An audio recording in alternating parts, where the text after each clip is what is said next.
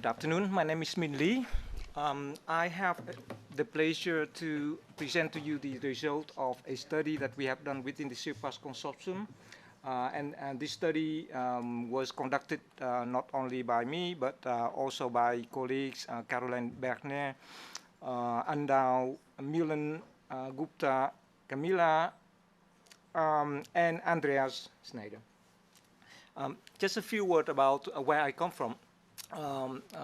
Worldline is a proud member of the CIRPASS consortium. We are the European leader in payment transaction processing, but we go beyond payment transaction processing by providing traceability and trusted services to manufacturers as well, just to help them to comply with the EU regulations. As we all know, SME form the backbone of the European economy, in fact. And 99% of the business come from SME, if we look at the economy in Europe. Therefore, it is very important for the SMEs to be able to have access to flexible and low-cost DPP solutions and services. If we look at that, we see that there are different scenarios possible. So the first scenarios would be that we'll have SME who would then delegate the solution and services to a DPP-as-a-Service providers, taking care of all the activities for them. The second scenarios would be that SMEs, some SME will have the IT capabilities and decide to implement the solution themselves in-house. And the third scenario, there will be also large companies that are capable of implementing DPP solution because they have resources and knowledge to do so. But nothing could prevent them to delegate the DPP services to DPP-as-a-Service provider as well. So by DPP-as-a-Service provider, we mean that the third-party actors in the market that would assist the SMEs mostly in collecting data, sampling data, issuing DPP, and hosting DPP-related data and services for them.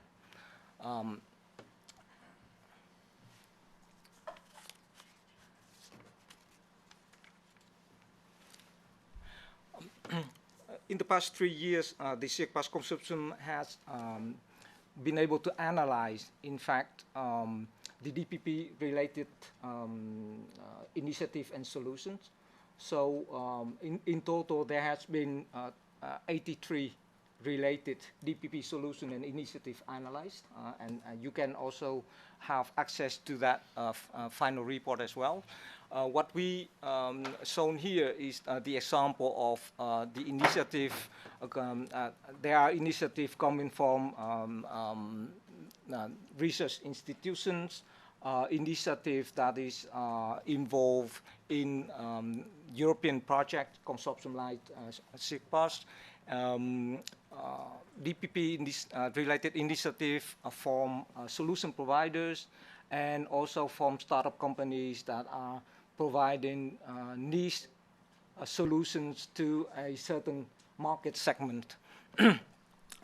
Here on the right-hand side, you see an example of the list of 32 initiatives that was analyzed, but in fact, the list is a lot longer than that. What was done there is, the consortium has not only looked at the technicalities and technical aspect of the analysis, such as the technology used, product identifier schemes used, whether it is distributed or centralized, etc., etc. but it also provided business insight of the approach in the market.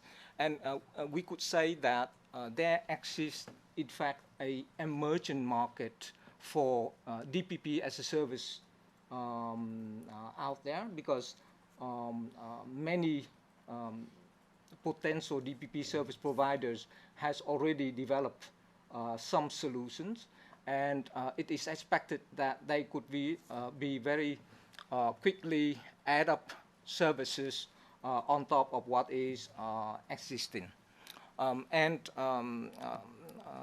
Another conclusion from this analysis is that we see that due to the fair competitiveness between potential DPP service providers, we expect that the cost will be very beneficial at the end for the SMEs as well.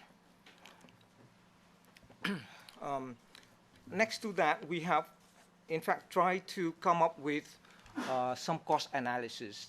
What would be then the cost for SME to receive and to obtain DPP as a service from a third-party service providers? And we must admit that it was a challenge to do the cost analysis. We have done interviews with potential DPP service providers and SME, and the conclusion was that when we asked about the cost in a quantitative manner, it was very difficult for potential DPP service provider to provide that information, because they simply just don't know. The scope is not fitting into stone yet. So that is the simple explanation that for the reason why we have not been able to obtain the exact quantitative figures. Nevertheless, the combination of the insights coming from the interviews and the expertise brought in by the CIRPASS members, we was able to define a high-level table of cost elements that is shown here. That is a simplified version of the tables. So if you look at the document, there is more details in that. But globally speaking, depending which position you will take as SME, whether you do it in-house or you outsource it to a third party, you will need to observe a certain cost element. What we see here are the cost elements related to labeling. It's optional. Maybe it will not impact the existing labeling solution that SME already have, but some SME will need to adopt to the new regulation. Maybe they need to new labeling technologies. We don't know yet. DPP as a service, as a cost, if you outsource it, and if you decide to implement it in-house, you will need to observe costs related to the development of the solution, operation, data integration, probably certifications, and project management costs. So actually, classical IT project cost elements that you need to consider.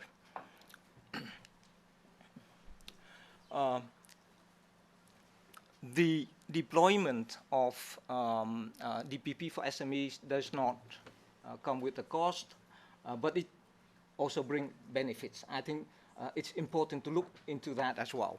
Here we list a summary of the benefits that from the SME perspective that you can look at.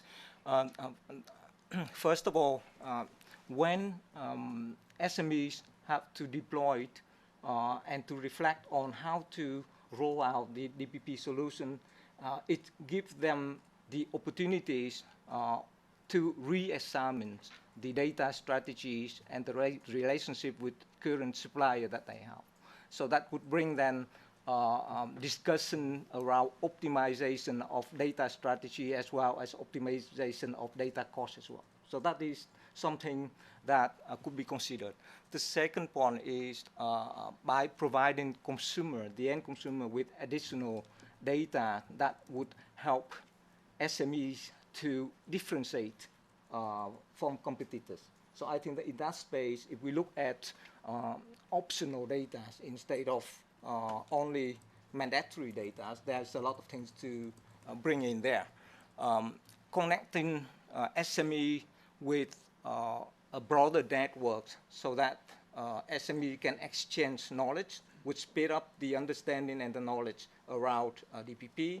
And in some situations, if SMEs gather around some network that could help them also to reinforce the purchase powers to lower the cost of DPP services and solutions, as well as other solutions that are related to DPP.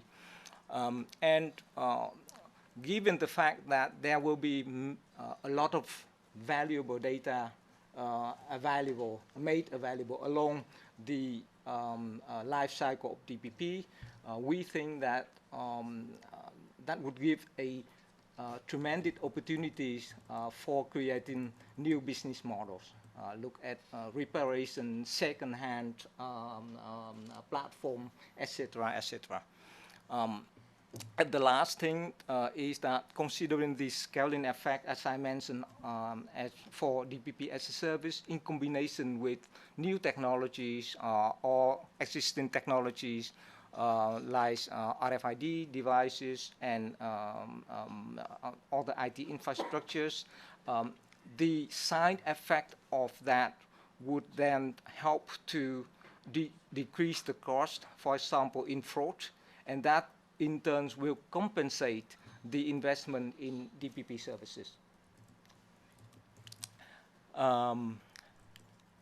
Last slide, and I have good news for you. This report contains only 14 pages, so very easy to read. You can do it in the train on the way home. And yeah, if you have any question, please contact Camila and myself or others that are involved in this report. They will be very happy to answer your question. Thank you.